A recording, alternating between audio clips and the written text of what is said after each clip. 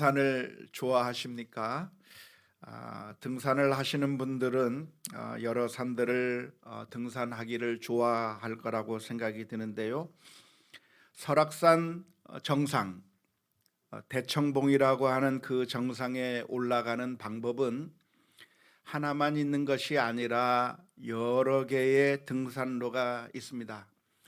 동쪽 동해바다 속초 쪽에서 올라가려고 한다면 울산 바위가 있는 그 등산로로 해서 올라가면 되겠고요.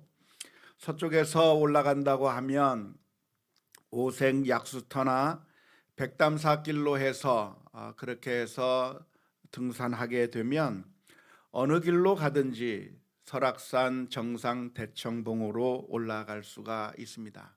이번에 한번 검색을 해보니까 대청봉으로 올라갈 수 있는 그 등산로가 유명한 등산로가 몇 개나 되는가 하고 검색을 해보니까 15개의 등산 코스가 있다고 합니다. 그 15개의 등산 코스 가운데서 어떤 등산 코스가 훨씬 더 쉽고 혹은 더 재미있고 더 멋있는 등산로인가에 대해서는 산을 타는 사람들마다 의견이 다를 수 있겠지만 어느 등산로를 선택하든 결국에는 똑같은 정상, 대청봉 정상에서 만날 수가 있습니다. 이러한 사실 때문에 많은 사람들이 종교에 대해서도 이렇게 이야기를 합니다. 어느 등산로를 선택해도 산 정상에는 다 똑같이 올라갈 수 있는 것처럼 우리가 하나님께로 도달하는 길은 하나만 있는 것이 아니라 여러 개의 길이 있을 수 있으며, 따라서 기독교를 믿든 불교를 믿든 이슬람교를 믿든 힌두교를 믿든 어느 종교를 믿더라도 결국에는 나중에는 똑같은 하나님, 누구나 다 질신된 믿음만 가지게 된다고 하면 똑같은 하나님에게로 도달할 수 있는 것이지, 어느 종교가 옳다, 우리 종교가 맞다, 너네 종교가 틀렸다라고 이렇게 말할 것이 아니라고 말하는 그런 생각을 가리켜서 종교 다원주의라고 이야기를 합니다. 종교 다원주의라고 하는 것의 생각이 무엇이냐면 우리 종교가 서로 싸울 것이 아니라 서로 자기가 옳다고 이야기하고 있지만 사실은 결국에는 다 똑같은 하나님에게로 가는 것이니까 어느 종교가 옳다고 그렇게 배타적인 주장을 하지 말고 서로가 서로를 인정하면서 이런 산길로 올라가도 되고 저런 산길도 올라가도 되는 것처럼 서로 배타적인 주장을 하지 말자고 하는 것이 종교다원주의의 생각입니다. 아주 그럴듯한 설명이고 매력적이고 호감이 가는 설명이라고 할 수가 있겠지만 이러한 생각은 성경의 가르침과는 정면으로 배치되는 생각입니다. 성경에서는 무엇을 이야기하고 있냐면 하나님께서는 우리를 향해서 이렇게 말씀해 주고 계십니다. 나 외에는 다른 신을 섬기지 말라고 말씀하고 계십니다. 참되신 하나님을 섬긴다고 하면 복된 것이겠지만 참된 신이 아닌 우상을 섬기게 된다고 한다면, 이방신을 섬기게 된다고 하면 화를 당하게 될 것이라고 분명하게 말씀해 주고 있습니다. 이렇게 말씀하시는, 성경에서 이렇게 배타적으로 말씀하시는 이유가 있다고 한다면 모든 등산로가 설악산 대청봉으로 인도하는 것이 아니라 어떤 등산로는 설악산에 가는 것이 아니라 모악산으로 인도하기 때문에 그렇습니다. 그러니까 설악산 대청봉에 올라가려고 한다면 설악산 대청봉으로 인도하는 길로 등산로를 선택해야 되는 것이지, 중인리 길로 가거나 금산사 길로 가서는 모악산밖에 못 올라간다고 하는 것입니다. 그 길을 선택하면 모악산밖에 못 가는 것이고 설악산 대청봉은 구경도 할 수 없기 때문에 성경에서는 이런 말씀을 하고 계시는 것입니다.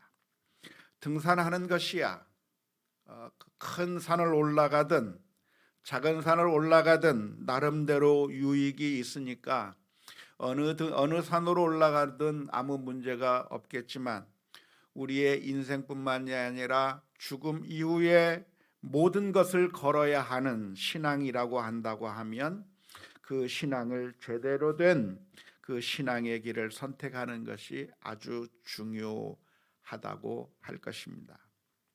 어른이라고 하면 아무나 다 따라가도 되는 것이 아니라 따라가야 될 사람이 있고 따라가서는 안 되는 사람이 있다고 하는 것은 유치원생이라도 아는 진리입니다. 내가 만일 어머니의 손을 붙잡고 따라간다고 하면, 내가 할머니의 손을 붙잡고 따라간다고 하면 맛있는 것도 얻을 수 있고 행복한 결과를 얻을 수가 있겠지만 유괴범의 손을 잡고 따라가게 된다고 하면 정말 고통스러운 일을 경험하게 될 것이고 무서운 일을 경험하게 될 것이기 때문에 우리들은 자녀들을 가르칠 때 잘 가르쳐야 합니다. 사랑하는 우리 자녀들이 잘못된 경험을 하지 못하도록 잘 이야기해 줘야 되는데 만일 부모님들이 자녀들에게 이렇게 이야기를 했다고 합시다. 얘야, 어느 등산로를 선택하든지 다 설악산 대청봉에 올라갈 수 있는 거니까 어른들이 가자고 하면 아무나 다 따라가도 괜찮은 거야. 괜히 이 사람을 따라가면 되고 이 사람을 따라가면 안 된다고 생각하지 말고 어느 길을 가더라도 설악산 대청봉에 올라갈 수 있는 것처럼 아무나 다 따라가도 된다고 우리 자녀들에게 말한다고 하면 안 되는 것이죠. 하나님께서 말씀하시기를 너희는 나 외에는 다른 신을 섬기지 말라고 말씀하시는 그 이유가 무엇입니까? 그것은 하나님께서 정말 우리를 사랑하시기 때문에 그렇습니다. 마치 부모님이 자녀를 너무나도 사랑하기 때문에 우리 아이들에게 신신당부하면서 아무나 따라가면 안 된다. 너에게 과자를 사준다고 이야기하고 강아지를 보러 가자고 이야기한다고 해서 아무나 따라가서는 안 되고 정말 엄마 아빠만 따라가라고 할머니 할아버지만 따라갈 수는 있겠지만 네가 모르는 사람을 함부로 따라가서는 안 된다고 신신당부하는 부모님의 마음처럼 하나님께서는 우리를 정말 사랑하시기 때문에 유교범과 같은 다른 신, 유교범과 같은 그런 가짜신, 이방신, 우상을 따라갔다가는 결국 공포스러운 결과를 경험하게 될 것이기 때문에 너희는 나 외에는 다른 신을 섬기지 말라고 말씀해 주고 계시는 것입니다.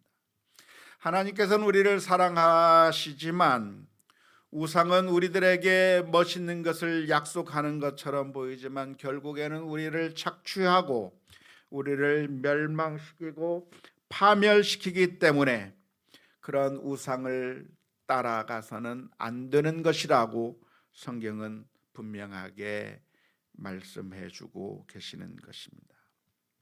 오늘 우리는 지난주에 이어서 사도행전의 말씀을 연이어서 살펴보고 있는데요. 베드로와 요한은 사내들인 공회 앞에 서서 예수님에 대해서 증언하는 그 내용을 우리가 살펴보게 되었습니다. 베드로와 요한이 서게 된 이 사내들인 공회는 아주 살기가 등등한 아주 위협적인 분위기가 감지되는 그 상황 가운데서 제사장과 서기관들이 예수님을 전하는 것을 아주 싫어했고 그래서 만일 예수님을 전하게 된다고 한다면 그들을 감옥에 집어넣으려고 하는 그런 위협적인 태도로 그렇게 위협하고 있을 때 베드로와 요한은 그 위협적인 분위기 속에서도 예수님을 전하는 모습을 오늘 본문에서 볼 수가 있습니다.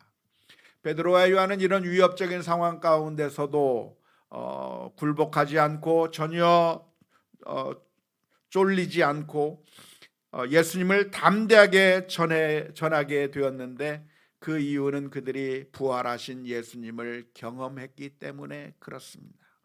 그들이 메시아를 만났기 때문에 그들은 메시아를 전하게 되었습니다.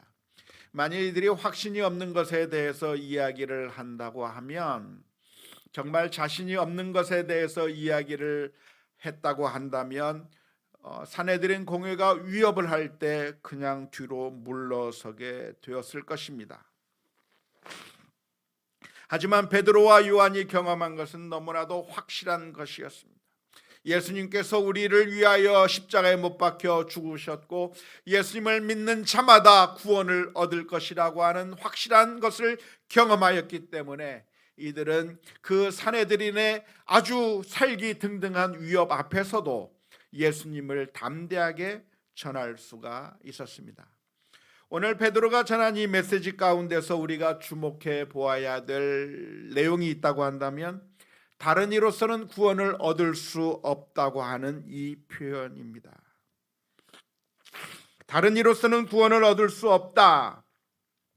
이러한 선언은 종교다원주의자들이 가지고 있는 생각들과는 정반대의 생각입니다. 종교다원주의자는 말하기를 모든 종교가 다 똑같다. 기독교나 불교나 이슬람교나 힌두교나 그냥 민간신앙이나 어느 신앙이든지 종교가 다 똑같은 것이며, 어느 종교를 믿든지 결국에는 같은 하나님, 이름을 다르게 부르지만 하나님이라고 부르기도 하고 야훼라고 부르기도 하고 알라라고 부르기도 하고 상제라고도 부르기도 하고 쌍띠라고 부르기도 하고 어떤 이름으로 부르기도 하지만, 그러나 결국에는 이 등산로로 가든 저 등산로로 가든 결국 저 정상에서는 다 같이 만나게 되는 것처럼 모든 종교가 다 똑같은 것이고, 어느 종교든지 정말 진실하게 믿기만 한다면, 어느 종교든지 정말 그 가르침대로 산다고 하면 결국에는 같은 천국에서 만날 거라고 하는 것이 종교다원주의자들의 주장입니다. 하지만 성경은 철저하게 정반대로 말씀하고 있는데요. 오늘 베드로도 선포하고 있는 그 내용이 무엇이냐면, 오직 예수님을 통해서만 구원을 받을 수 있을 뿐이고 예수님이 아닌 그 어떤 이름도 하나님께서 우리에게 주신 일이 없다고 분명하게 말씀하고 있습니다. 여기서 우리가 질문을 던져보아야 하는데요. 왜 다른 종교는 가짜이고 왜 기독교만이 참된 종교인가? 왜 다른 모든 종교 그 교주들은 다 엉터리인데 왜 예수님만 참된 구세주가 되는 것인가에 대해서 우리가 질문을 던져보아야 합니다. 그러면 왜 예수님만이 참된 길이라고 이야기하고 있는 것입니까? 그 이유는 이 세상의 모든 종교는 우리로 하여금 우리가 열심히 노력하면, 우리가 신앙생활을 열심히 하기만 하면 그러면 결국 구원을 얻을 거라고 가르치고 있기 때문에 그렇습니다. 참된 성경적인 종교가 아닌, 참된 기독교, 참된 바르게 가르치는 기독교가 아닌 모든 잘못된 종교는 무엇을 가르치냐면, 여러분 열심히 신앙생활 하십시오. 여러분 열심히 노력하십시오. 여러분 마음을 많이 비우십시오. 여러분이 수련을 많이 하게 되고 신을 감동시키는 노력을 하고 여러분들이 착하게 살면, 그러면 결국 여러분들은 구원을 받을 수 있을 것이고, 언젠가는 수련을 하게 되면 부처가 될 수도 있고, 당신이 열심히 노력하면 경지에 올라갈 수가 있고 도를 터득하게 될 수 있을 거라고 가르치고 있기 때문에 그렇습니다. 이 세상 모든 종교가, 잘못된 종교가 가르치는 것이 무엇이냐면, 여러분들이 열심히 노력하면, 여러분들이 마음을 잘 비우기 시작하면, 마음을 비우고 또 비우면, 아니면 열심히 수련을 많이 하고 또 하면 여러분들이 물질을 많이 들여서 신을 감동시키게 된다고 한다면 결국에는 목적지에 다다를 수 있을 것이라고 가르치는 것이 이 세상 종교의 가르침입니다. 이러한 모든 종교의 가르침은 그런대로 논리가 있고 설득력이 있는 것 같습니다. 우리가 조금 노력하면 좀 더 나아지게 되는 것이고, 우리가 그냥 대충 사는 것보다는 마음을 비우는 훈련을 하면 그런대로 괜찮은 것처럼 보이기 때문에 우리가 좀 더 노력을 해야 된다고 하는 것은 모든 사람들이 쉽게 납득을 하는 그런 교리입니다. 하지만 문제는 우리 가운데 그 누구도 그런 종교의 가르침처럼 완벽하게 최상의 경지에까지 올라갈 수 있는 사람이 단 한 사람도 없다고 하는데 문제가 있습니다. 우리가 천국에 갈 만큼, 우리가 하나님에 도달할 만큼 마음을 완전히 비울 수 있는 사람이 누가 있겠습니까? 우리가 저 천국에 갈 수 있을 만큼 우리가 완벽하게, 죄 없이 착하게 완벽하게 살 수 있는 사람이 그 누가 있을 수가 있겠습니까? 아무도 못하는 것이죠. 사실 우리는 그렇게 영적으로 완벽해질 수 있는 사람이 이 세상에 단 한 사람도 없는 것인데요, 사실은 그런 목적이 아니라 이 세상의 목적도 도달하기가 너무나도 힘들어요. 우리가 이 세상의 목표를 세우면 그 목표를 여러분들 달성하게 됩니까? 아니요.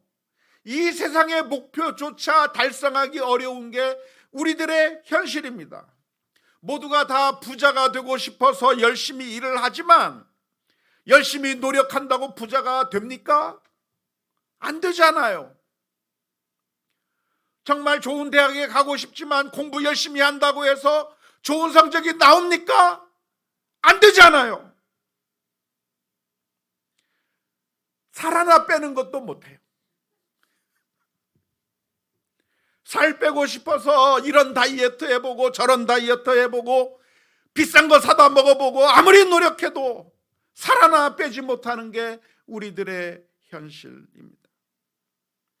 이 세상의 목표도 잘 이루지 못하면서 정말 완벽하게 도를 닦고 완벽하게 내 마음을 완전히 비워버려서 무아지경에 이르는 그런 수련을 하고 해서 완벽한 경지에 올라가서 우리가 하나님의 경지에까지 올라간다고 하는, 그렇게 하라고 하는 종교의 가르침은 불가능한 것을 하라고 하는 그런 요구이기 때문에 아무런 의미가 없는 것입니다. 맥스 루케이도라고 하는 사람이 쓴 책에 In the Grip of Grace라고 하는 그런 책이 있는데요, 거기에 나오는 표현이 이런 표현이 있습니다. 달까지 닿으려고 시도했으나 우리는 땅에서조차 벗어나지 못했다. 대서양을 헤엄쳐 건너보려고 했으나 연안조차 벗어나지 못했다. 구원이라고 하는 에베레스트 산을 정복하려 했으나 상등성을 오르고 있기는커녕 아직 베이스 캠프에서조차 떠나지 못하고 있다. 우리들에게 필요한 것은 더 많은 물자 보급이 필요하고 더 많은 근육이 필요하고 더 좋은 기술이 필요한 것이 아니라 우리에게 정작 필요한 것은 우리를 태우고 우리를 옮겨갈 헬리콥터가 필요하다. 이 세상 모든 종교의 가르침으로 우리가 구원을 받지 못하는 이유가 있다고 한다면 무엇입니까? 우리는 구원이라고 하는 에베레스트 산, 정말 최상의 목적이라고 될 수 있는 그 에베레스트 산을 등반할 능력이 우리에게는 없는 거예요. 이 길로 가고 저 길로 가고 그 어떤 길로 가도 산 정상 꼭대기에 올라갈 능력이 우리들에게 없는 것이 우리들의 문제인 거예요. 그런데 이 세상 종교의 가르침이 무엇이냐면, 여러분 열심히 마음을 비우세요. 마음을 비우면 여러분도 부처가 될 수 있어요. 마음을 비우면 되는데 왜 안 비웁니까? 마음을 비우세요. 그러면 모든 고통이 사라질 겁니다. 그렇게 이야기하고 있는데, 그런데 이 길로 가고 저 길로 가고 그 어떤 길로 가도 우리는 그 자리에서만 맴돌고 있는 것이지, 단 한 발자국도 더 좋은 곳으로, 더 높은 위치로 가지 못하고 있는 것이 우리들의 현실인 것입니다. 이 세상의 가르침을 어디에 비유할 수 있냐면 마치 카지노에 비유할 수가 있겠습니다. 카지노에서 선전하는 것이 무엇입니까? 여러분들도 부자가 될 수 있습니다. 여러분들도 일확천금을 할 수 있습니다. 여러분들도 정말 억만장자가 될 수가 있습니다. 어떻게 하면? 카지노에 와서 열심히 돈을 집어넣고, 그래서 계속 한번 당겨보면 언젠가는 당신도 부자가 될 수 있습니다. 언젠가는 억만장자가 될 수 있다고 선전하면서, 그래서 이 카지노에 와서 돈을 집어넣어 투자해 보라고 이야기를 하는 겁니다. 그리고 종종 신문에 뉴스가 나는 겁니다. 어느 카지노에서 억만장자가 터졌다느니, 어디에 억만장자가 터졌는지 뉴스를 자꾸만 흘려보내면서 여러분들도 들어와서 열심히 투자하면, 열심히 언젠가 돈을 넣고 당기기 시작하면 언젠가는 부자가 될 수 있을 거라고 선전하고 있는데, 그래서 부자가 되는 것이 아니라 결국 알거지만 되는 것이 카지노의 모습입니다. 이 세상 모든 거짓 종교는 마치 카지노와 같습니다. 우리를 향해서 말씀하시기를, 이 세상 거짓 종교는 말하기를, 여러분들의 마음을 비우십시오. 이 세상의 인연을 끊어버리십시오. 이 세상에서 아등바등거리며 살 것이 아니라 가족을 버리고 친척을 다 내버리고 산속으로 들어가서 혼자 살면서 거기서 모든 것을 다 마음을 비우면서 노력하면 언젠가는 당신도 부처가 될 수 있다고 이야기하는 것이죠. 열심히 착하게 살고 또 살고 또 살면 언젠가는 그 경지에 올라갈 수 있을 것이라고 이야기하고 있는 것입니다. 이 세상 모든 종교의 가르침이 다 똑같은 것이죠. 하지만 예수님은 다른 방법을 제시해 주셨습니다. 예수님께서 말씀해 주시는 것은 이 세상 모든 다른 종교의 방법이 아닙니다. 예수님께서도 우리들에게 오셔서 너희들이 마음을 비워야 한다, 너희들이 열심히 신앙생활을 해야 된다, 너희들이 노력을 많이 하게 되고 착하게 살면 그러면 구원받을 거라고 예수님께서 말씀해 주신 것이 아니라, 예수님께서 우리에게 해주시는 말씀이 무엇이냐면, 수고하고 무거운 짐진 자들아 다 내게로 오라, 내가 너희를 쉬게 하리라고 말씀해 주신 줄로 믿습니다.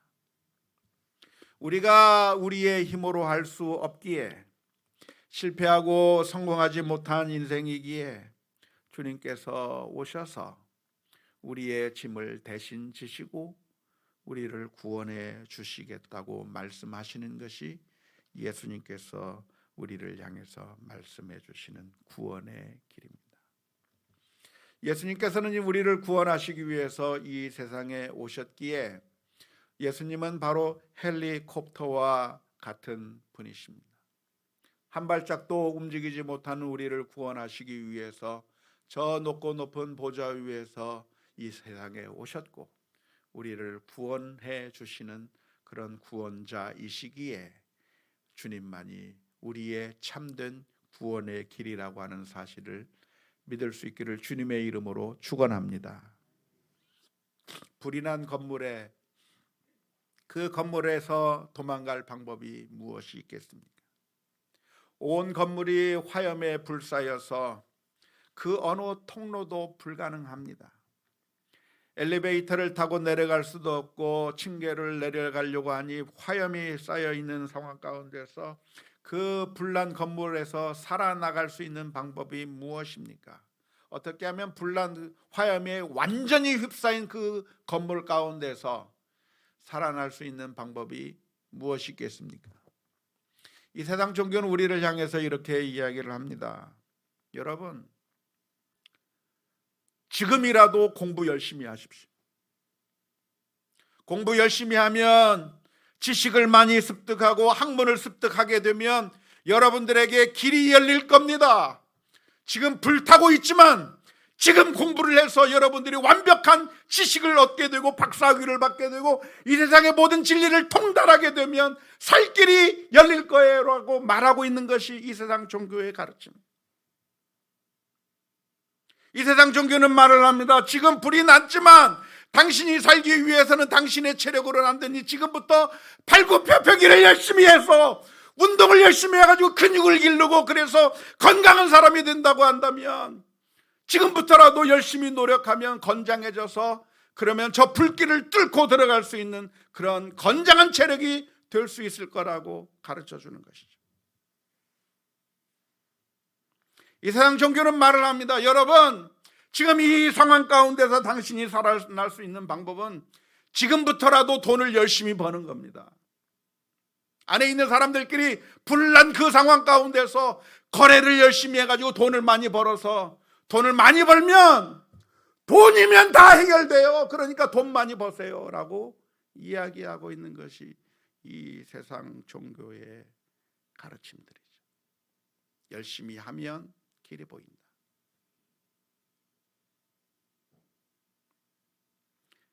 예수님께서는 그런 허망한 소리 하기 위해서 이 세상에 오신 것이 아니라 예수님께서는 친히 헬리콥터처럼 우리에게 오셔서 우리를 구원해 주셨습니다.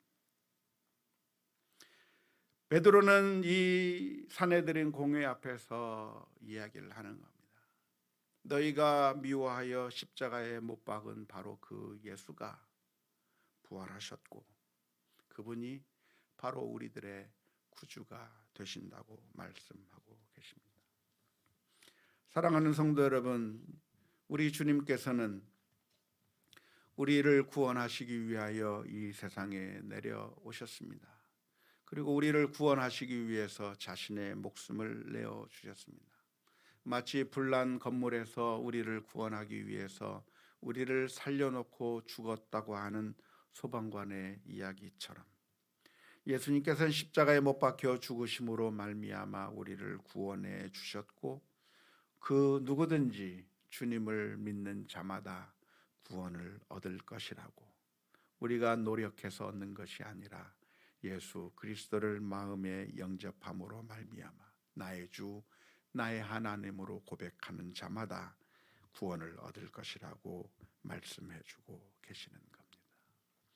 오늘 우리들의 삶 가운데서 우리가 주님을 믿는다고 하면서도 우리는 어쩌면 이 세상의 헛된 것에 소망을 걸며 살고 있는지 모릅니다. 돈이 우리를 구원해 줄 것인 양, 혹은 어떠한 권력이 우리를 행복하게 해줄 것인 양, 사람들이 나를 인정해 주면 행복할 것인 양, 헛된 것에 소망을 거는데 헛된 것에 소망을 걸면 언제나 우리는 실망할 수밖에 없습니다. 그런데 우리 주님께서 저와 여러분들을 사랑해 주시고 계시고 그리고 우리를 구원해 주셨기 때문에 우리의 구원이 주님께 있다고 하는 사실을 기억하면서 날마다 주님 바라보고 주께서 주시는 힘과 능력을 가지고 믿음으로 일어서는 우리 모두가 다 될 수 있기를 주님의 이름으로 축원합니다. 우리 함께 같이